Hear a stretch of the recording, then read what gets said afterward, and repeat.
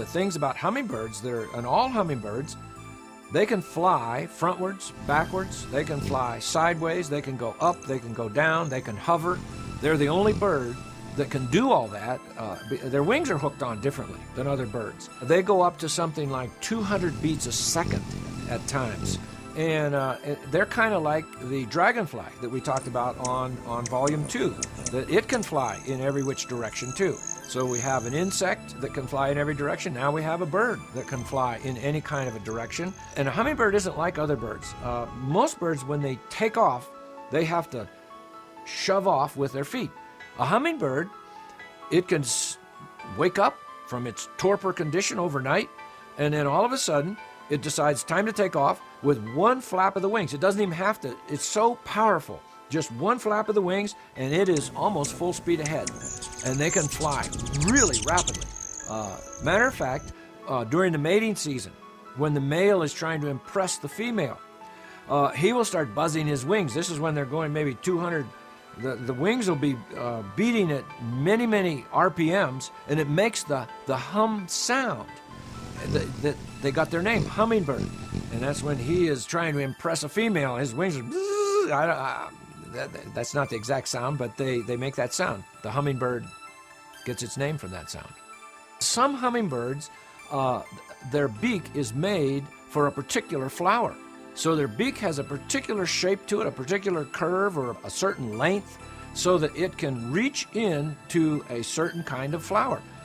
One hummingbird has a beak 4 inches long, and the tongue in a hummingbird is almost like a tube, and so it has a pump, and it'll pump that nectar up out of the flower.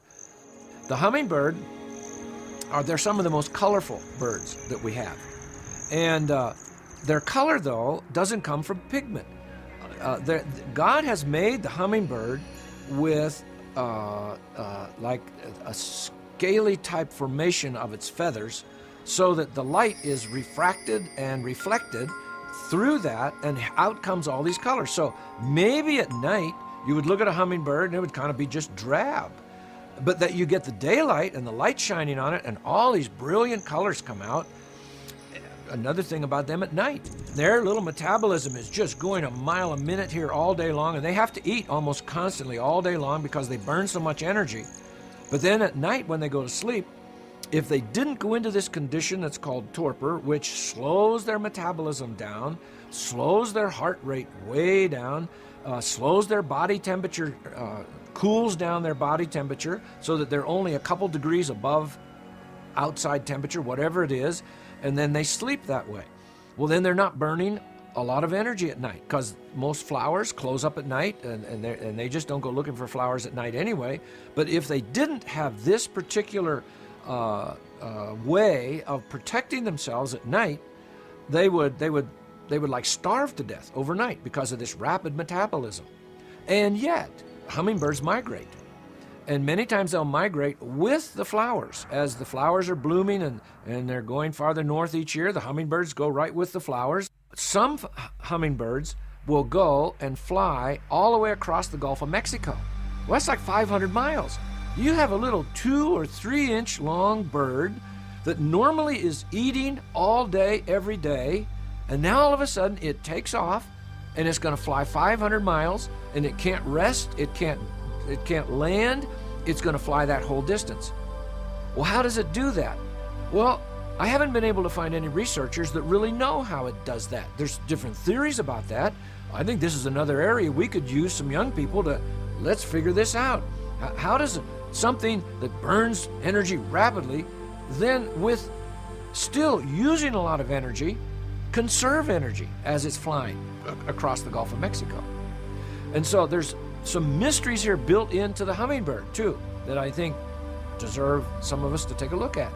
Of course, a hummingbird is so tiny that they make a tiny nest, and they can make a nest in a matter of hours. And sometimes they do, but usually they'll work on it a day or two, and they make the nest. And sometimes the nest it's only about the size of a quarter, a 25-cent piece. The eggs about the size of a small pea. It only lays 2 eggs, so it'll have those 2 little eggs. But it's interesting how they get the material to make their nests. They'll use little bits of grass and sometimes some twigs and things. How do they hold it all together? They go and get spider webbing. And then different kinds of hummingbirds will make different varieties of nests. And of course, if you know hummingbirds and you see a nest, then you'll know, well, that's the hummingbird. But some of them, their nests are just hanging off of limbs, little twigs and things, and it's not balanced right. So they will go and they will pick up little pebbles, and with spider webbing, they'll hang pebbles on the side of the nest to balance the nest, so that when the bird is in the nest on the eggs, these stones act as a balance, so that the nest hangs more, straighter, as well as it doesn't rock as much in the wind because of the weight of the pebbles hanging on it. Well, how big could the brain of a hummingbird be? You know, this little tiny creature. And it has the knowledge to build a nest, first of all. It has its own kind of nest that it's going to build. And then it knows how to balance a nest by certain weights that it hooks in there. That seems like a design feature that would require information put in there so that it knows what to do. And I believe our Creator is the one that does that with the hummingbird.